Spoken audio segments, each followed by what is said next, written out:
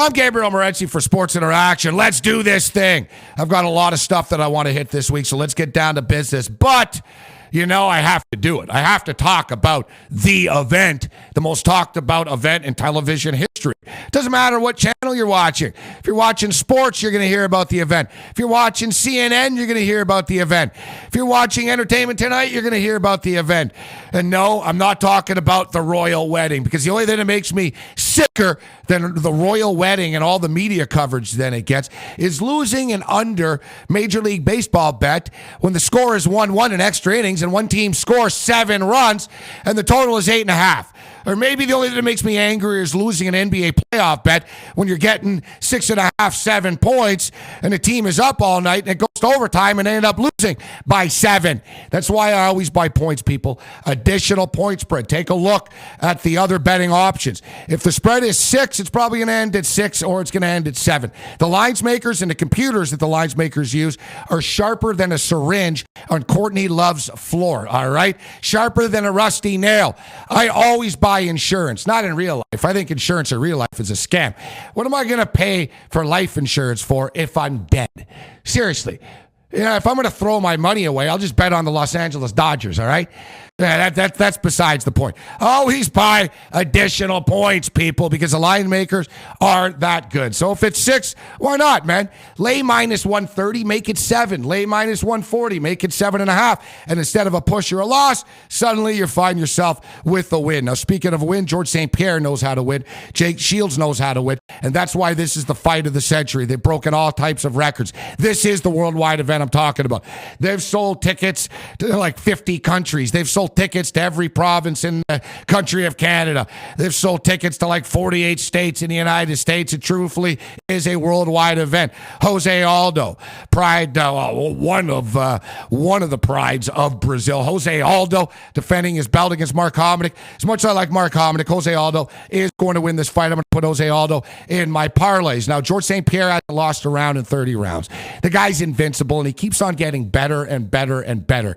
That's what's so scary about George St. Pierre. He's not complacent. He doesn't rest on his laurels. He wants to be known as the greatest fighter of all time. And as much as I like Jake Shields, that you can make a compelling argument that Jake Shields can win this fight. But can you?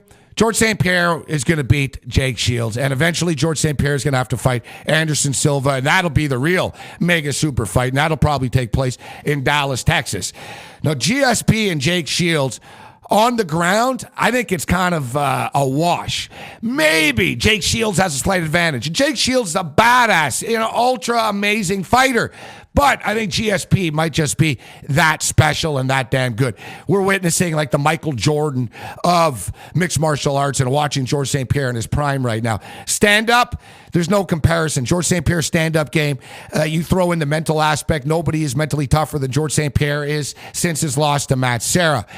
Now, the odds, aren't very good. I generally don't bet minus 500 favorites. Even putting them in parlays doesn't do you a lot of good. Although if you parlay George St. Pierre, Jose Aldo, and Randy Couture, now we're talking. We got something in the plus 400 range.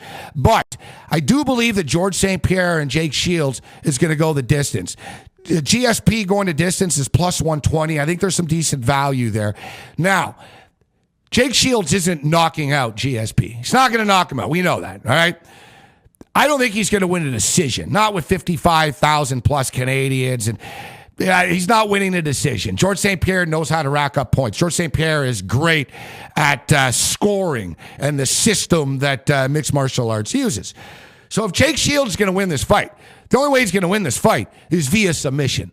Via submission, check out the betting options, people. Via submission, Jake Shields' victory, plus 900.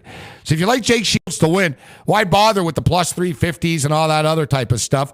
Just take plus 900, Jake Shields via submission. And I'm going to bet on George St. Pierre, but I'm also going to put a little play on Jake Shields to win via sub. And either way, I'm going to walk out of there a winner. But I do think the fight does go the distance, and I think the GSP wins. But at that plus 900, got to take a shot. Now, as I mentioned, you throw Randy Couture into a parlay with Aldo and GSP. You're talking over plus 400. Let's take a look at somebody's prelims. I like Rory McDonald to beat Diaz. I don't generally like betting on fighters that are coming off a long layoff like Diaz is. Diaz's opponent is a McDonald coming off off his fight against Condit, in which he was winning until he got beat on in the final seconds, and the fight was stopped.